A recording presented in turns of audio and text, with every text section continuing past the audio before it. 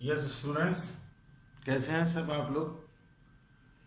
I think कि आपने इससे पहले जो हमने डिस्कस किया है चैप्टर 1 जो है उसकी फुल्ली प्रैक्टिस कर ली होगी। मैथ्स मैं आपको बार बार बता दूं टोटली डिपेंड है प्रैक्टिस पे, इसलिए कभी भी बुक खोल के बहुत सारे जो इंटेलिजेंट बच्चे होते हैं उनके साथ ये थोड़ा सा एक प्रॉब्लम कह सकते हैं हम उसको ये भी नहीं कह सकते उनको अपने आप पे ज़्यादा घमंड है। उनको ऐसा लगता है कि जब भी वो बुक ओपन करते हैं तो उनको ऐसा लगता है कि यार ये क्वेश्चन तो मुझे आता है, इसको मुझे क्यों प्रैक्टिस करना है, ये तो मैंने बहुत पहले किया है, ये तो क्लास में मेरे टीचर ने कम से कम मुझसे 3-4 बार करवाया है, टेस्ट में भी दिया है और एग्जाम में भी मैंने सोल्व किया है, प्री बोर्ड में भी सोल्व किया है, सब जगह मैंने सोल्व किया है। लेकिन आप ये देखिए कि कैलकुलेशन जो है वो तभी स्ट्रांग होती है जब हम रफ नोटबुक लेके और जो भी क्वेश्चन है उनकी थोरली जो है लिख के प्रैक्टिस करें। क्वेश्चन 1 जो है आप जितना प्रैक्टिस करेंगे आप देखिए ज़्यादा हार्ड जो मेथड नहीं थे, सारे मेथड इस बार कम हो गए हैं, उनमें से जो भी थे मेथड वो इम्पोर्टेंट मेथड हमने डिस्कस किए और उनके थ्रू आप प्रैक्टिस करेंगे तो बड़े आराम से जो चैप्टर 1 का वेटेज है 4 मार्क्स का उतने नंबर आप स्कोर कर पाएंगे। आज हम जो डिस्कस कर रहे हैं वो चैप्टर 2 के बारे में है जिसमें इंपॉर्टेंट टॉपिक्स और क्वेश्चंस हम डिस्कस करेंगे। चैप्टर 2 जो है उसका वेटेज है 1 + 2 = 3। इट मीन्स इस चैप्टर में से जो पॉसिबिलिटी है या जनरली जो पूछा जाता है वो 2 क्वेश्चंस पूछे जाते हैं, 2 क्वेश्चंस, और वो 3 मार्क्स के होते हैं। एक क्वेश्चन नंबर जो आता है वो 1 मार्क्स में सेक्शन ए में और एक 2 मार्क्स का जो आएगा वो सेक्शन बी में। सबसे पहले जब भी मैंने टॉपिक इसलिए लिखे हैं, जब भी आप कोई भी चैप्टर पढ़ें तो आप देखिए क्वेश्चन जो बनता है वो अकॉर्डिंग टू जो भी वो चैप्टर है उसके अंदर कौन कौन से टॉपिक हैं उसके अकॉर्डिंग ही कोई क्वेश्चन जो है बनता है। ये जो टॉपिक है, ये जो चैप्टर है, इसके अंदर जो टॉपिक्स हैं वो हैं एक तो Euclid's division lemma. Euclid's division lemma आपको बहुत अच्छी तरह से आना चाहिए जिसके थ्रू हम ऑड और इवन नंबर जो है उसको जो फॉर्मूला है उसका A = BQ + R उस फॉर्म में हम किसी को भी चेंज करते हैं और इसकी हेल्प से हमें आना चाहिए दूसरा how to find out the एसे by using Euclid's division lemma. अगर आप ये पढ़ लेते हैं तो आपका ये टॉपिक जो है क्लियर हो जाता है। सेकंड टॉपिक है फंडामेंटल थ्योरम ऑफ अरिथमेटिक। ये हमने आपको एक्सप्लेन किया है क्लास में, जिसको आप अपनी भाषा में बोलते हैं प्राइम फैक्टराइजेशन मेथड। ये जो फंडामेंटल थ्योरम या प्राइम फैक्टराइजेशन मेथड है, नाम याद रखें, फंडामेंटल थ्योरम जो है उसी का नाम है जिसको आप अपनी भाषा में प्राइम फैक्टराइजेशन मेथड बोलते हैं। इस मेथड से हम फाइंड आउट कर लेते हैं HCF और LCM दोनों। ये आपको ध्यान रखना है। यूक्लिड्स डिवीजन लेमा से हम किसी भी नंबर का क्या पता कर सकते हैं, HCF, लेकिन जो प्राइम फैक्टराइजेशन मेथड है उसके थ्रू हम HCF और LCM दोनों पता कर सकते हैं। उसके बाद आपको आना चाहिए HCF और LCM फाइंड आउट करना। उसके बाद है relation between 2 numbers and their HCF and LCM। आपको पता होगा रिलेशन क्या है। रिलेशन है जो भी फर्स्ट और सेकंड नंबर दिया हुआ है उनका प्रोडक्ट जो है इक्वल होता है उनके HCF और LCM के मल्टीप्लाई के इक्वल, क्योंकि इस रिलेशन पे बेस भी क्वेश्चन है और वो पूछे जा सकते हैं। Proof of irrationality of numbers. उसके बाद जो टॉपिक है उसमें बुक में आपको प्रूव करने के लिए दिया हुआ है prove that √3 is irrational, √5 is irrational, √2 is irrational, ये सिंगल नंबर है। उसके बाद कंबाइंड नंबर भी दिए हैं 3 - √5 इज इरेशनल या 6 + √2 इज इरेशनल। तो इन सब के अलग स्टेप्स हैं और इसके अलग स्टेप्स हैं। यहाँ पे जो क्वेश्चन बनेगा वो 2 मार्क्स में बनेगा। यहाँ पे जो क्वेश्चन बनेगा रिलेशन वाला वो 1 मार्क्स का हो सकता है। यहाँ से जो क्वेश्चन बनेगा वो भी 2 मार्क्स का होगा। यहाँ से जो क्वेश्चन बनेगा वो भी 2 मार्क्स का होगा और 1 मार्क्स का भी हो सकता है। Decimal expansion of rational number. Next और लास्ट टॉपिक है decimal expansion of rational number. जहाँ पे कोई नंबर था 320/500, सपोज ऐसा कोई नंबर है, हमें इसको चेंज करना है डेसिमल में और विदाउट एनी डिवाइड। तो आपको पता है क्या हम लेते हैं, हम लेते हैं प्रॉपर्टीज ऑफ Q। अगर Q के फैक्टर 2:9 और 5 की फॉर्म में हो तो हम इसको कह सकते हैं कि ये डेसिमल की फॉर्म में है, और नहीं है तो हम डिनोमिनेटर को 2 और 5 की पावर में, सेम पावर में चेंज करके उसको किस में चेंज कर सकते हैं, डेसिमल में। ये सारी चीज़ें हम डिस्कस कर चुके हैं क्लास में। इन्हीं पे बेस आप देखेंगे कि पिछले सालों में या तो इनमें से कोई क्वेश्चन पूछा गया HCF एलसीएम बताओ, या फिर HCF या एलसीएम कुछ दे दिया, एक नंबर दे दिया, दूसरा नंबर आपसे पूछा गया है। कभी पूछा गया है कि √5 इरेशनल है, ये प्रूव करो। कभी क्वेश्चन आता है कि इसको डेसिमल एक्सपेंशन में चेंज करो विदाउट एनी डिवाइड। कभी आ गया है find the HCF by Euclid division lemma. तो जो भी क्वेश्चन आता है वो चैप्टर में जो टॉपिक है उनसे रिलेटेड आता है। कभी ये पूछा जाता है, कभी इससे रिलेटेड, कभी इससे रिलेटेड, कभी इससे रिलेटेड। हमारा जो मेन फोकस है वो ये नहीं है कि हम जो है केवल 1-2 क्वेश्चन पढ़ लें, क्योंकि हमारा टारगेट है 100 आउट ऑफ 100 इन मैथ्स। तो हमें कोई भी टॉपिक छोड़ना नहीं है, सारे टॉपिक हमें क्लियर करने हैं। ये केवल 6 ही टॉपिक हैं जिन पे बेस कोई भी क्वेश्चन पूछा जाएगा, और इन्हीं टॉपिक्स पे बेस कुछ इंपॉर्टेंट क्वेश्चन मैंने यहाँ पे लिखे हैं। इंपॉर्टेंट क्वेश्चन में आप देखिए एग्जाम्पल 1 और 3 है आपकी बुक का। उसके बाद एक्सरसाइज 2.1 का क्वेश्चन है 1 और 5। एग्जाम्पल 1 और 3 2.1 से पहले आप ये कंफ्यूज नहीं हो कि एग्जाम्पल 1 और 3 यहाँ पे भी है, एग्जाम्पल 3 यहाँ पे भी, एग्जाम्पल 2 यहाँ पर भी है। एग्जाम्पल 1 और 3 वो है जो एक्सरसाइज 2.1 से पहले आपकी बुक में लिखे हुए हैं। उसके बाद है एग्जाम्पल 3 और उसके बाद एक्सरसाइज है 2.2 जिसका क्वेश्चन है 4 और 5। थ्योरम उसके बाद है 2.5 जिसमें पूछा गया है प्रूव दैट √3 और √5 इज इरेशनल। उसके बाद एग्जाम्पल 2 है और उसके बाद है एक्सरसाइज 2.4 का क्वेश्चन 2। उसके बाद लास्ट एक्सरसाइज है चैप्टर खत्म होने के बाद मिसलेनियस एक्सरसाइज 2 जिसका क्वेश्चन 1 to 10। ये जो MCQs है क्वेश्चन नंबर 1 to 10 सारे, वो सारे के सारे आप देखिए रिपीट होके कभी न कभी कि 1 मार्क्स के क्वेश्चन में पूछे गए हैं। इनमें से कोई सा भी क्वेश्चन आ सकता है, तो आप उनको बिल्कुल आराम से प्रैक्टिस कर लें। 1 to 10 जो है वो आपकी बुक में MCQs की फॉर्म में है, लेकिन वो क्वेश्चन की फॉर्म में एग्जाम में आते हैं।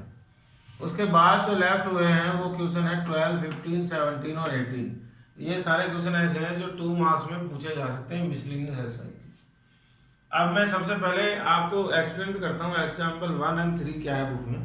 अगर आप अपनी बुक ओपन करेंगे तो एग्जाम्पल 1 दिया हुआ है use Euclid's algorithm to find HCF of 81 and 237।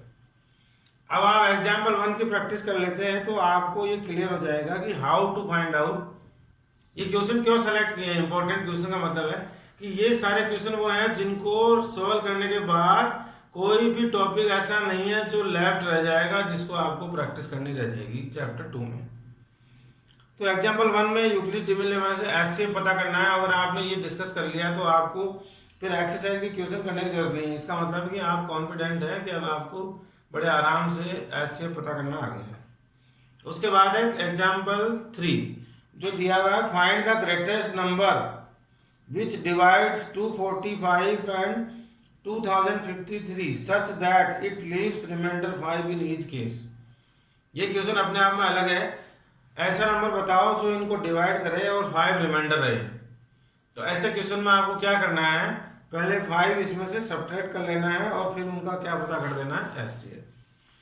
उसके बाद एक्सरसाइज 2.1 का क्वेश्चन है 1 और 5।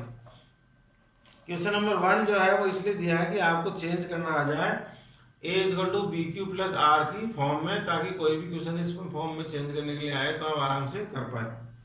क्वेश्चन नंबर 5 अपने आप में अलग है।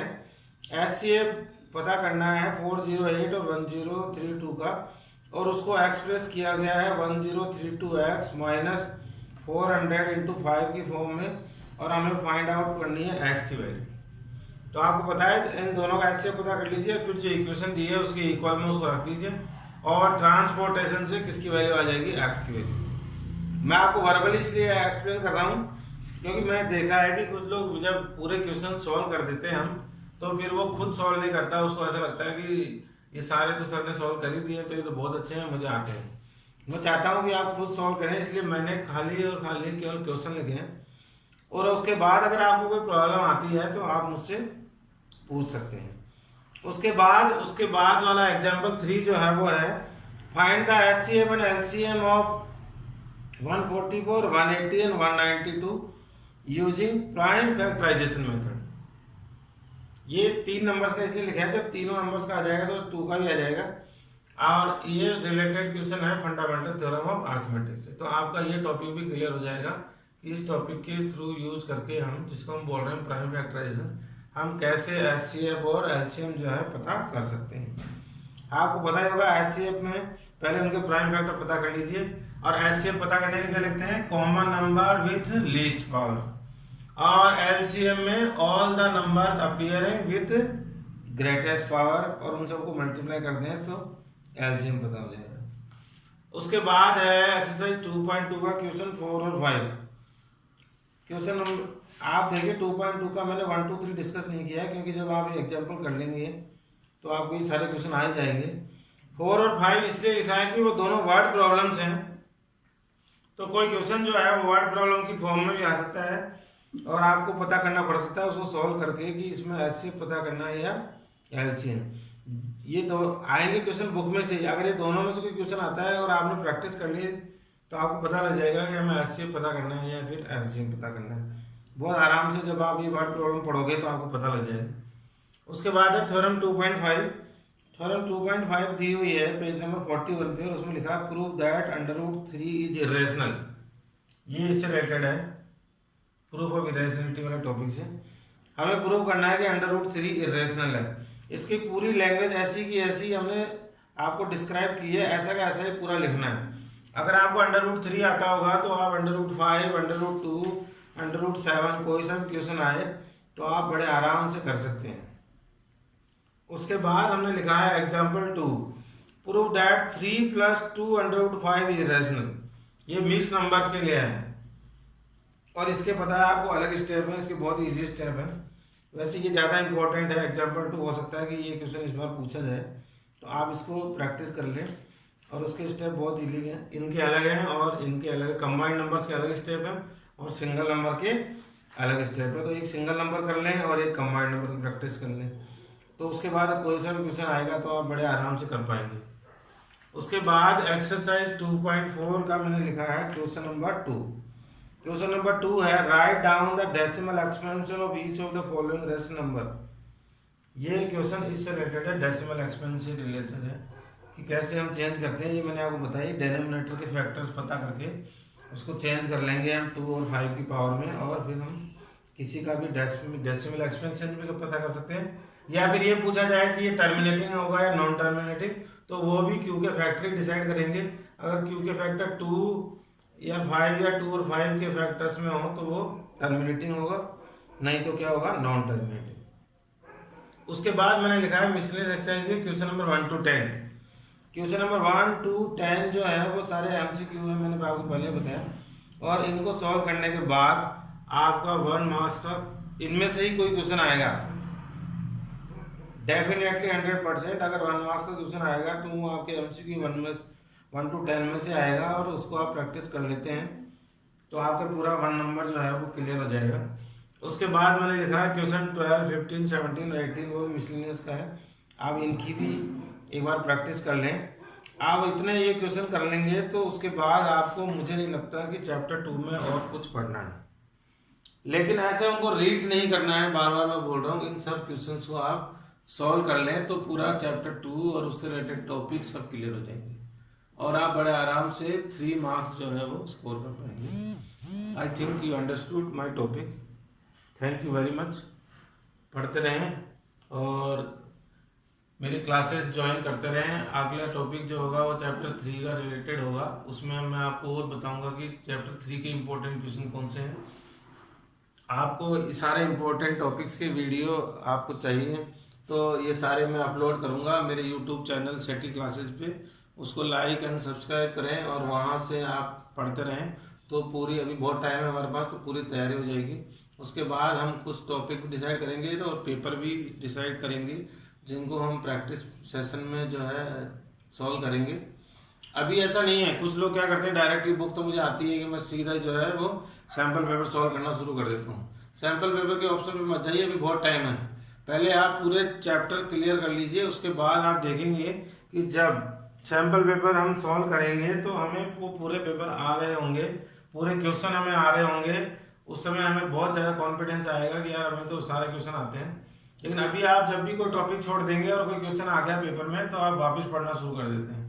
तो अभी बहुत टाइम है, पहले आप पूरे टॉपिक के वाइज चैप्टर जो है पढ़ना शुरू कर दीजिए, और उसके बाद हमारे पास सफिशिएंट टाइम होगा कि हम कम से कम 6-7 पेपर ऐसे हैं जो इम्पोर्टेंट क्वेश्चन के थ्रू मैं आपको बताऊंगा, उनको हम यहाँ पे सॉल्व करेंगे। कोई प्रॉब्लम है तो पूछते रहें। Thank you very much.